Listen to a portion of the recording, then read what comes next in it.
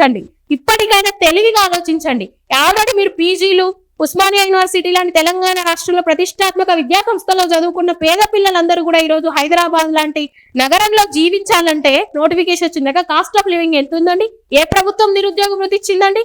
ఎట్లా బతుకుతారండి నిరుద్యోగులు? దాని గురించి ఎవడు ప్రశ్నించడు.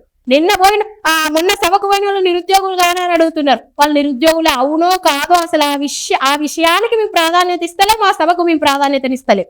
ఎందుకంటే ఇవ్వమండి. మేము ఆ సభను మొదట స్వాగతించినాం.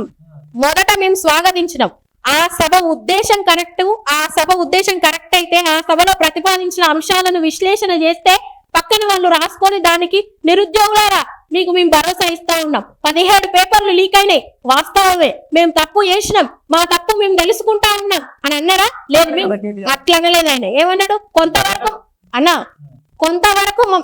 మా నుంచి తప్పు జరిగింది అన్నాడు. కొంతవరకు జరగలేదు, పెద్ద ఎత్తున తప్పు జరిగింది. అది చాలా పెద్ద తప్పు.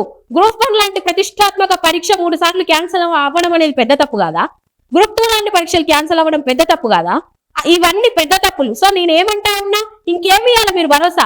జీవో నెంబర్ 46 ఎట్లా తీసేయాలి, జీవో నెంబర్ 55 ఎట్లా తీసేయాలి, ప్రస్తుతం కాంగ్రెస్ పార్టీ ఒంటెత్తు పోకడలను ఎట్లా నిరసించాలి, వాళ్ళ మీద ఒత్తిడి ఎట్లా తేవాలి, వీటన్నిటి మీద వ్యతిరేకత వాళ్ళకి ఎట్లా కల్పించాలి, ప్రభుత్వంతో నోటిఫికేషన్ ఎట్లా చేయాలి, మేము అధికారంలోకి వస్తే మేము ఈ జీవోల వల్ల జరిగినటువంటి అన్యాయాన్ని ఎట్లా పరిష్కరిస్తాం, మీ నిరుద్యోగులకు నిరుద్యోగ వృత్తి ఇస్తాం, సమస్యలు ఇస్తాం, యూత్ డిక్లరేషన్ లో ఉన్న ప్రతి ఒక్కటి మేము సాధించి తీరుతాం, మేము మీకు ఎంత మోసం చేసినామో అంతా మీ తరపున కొట్లాడతాం అన్నారా? ఆయన స్లైడ్లు వేసి వాళ్ళని తిట్టే, వాళ్ళు తెల్లారి వీళ్ళని తిట్లేసి అది సభ ఉద్దేశమా? మేము మొదట ఆ సభను మేము స్వాగతించినాం. ఇప్పటికీ నిరుద్యోగులకు మద్దతు ఇస్తే మేము స్వాగతిస్తాం. కానీ పార్టీ ప్రయోజనాలకు పోతే మాత్రం అది స్వాగతించదగ్గ అంశం కాదు. ఏ పార్టీ అయినా రాజకీయాలకు అతీతంగా, పార్టీలకు అతీతంగా నిరుద్యోగులకు సపోర్ట్ చేయండి, ఉద్యమాలకు సపోర్ట్ చేయండి, అది ముందుకు తీసుకెళ్ళండి.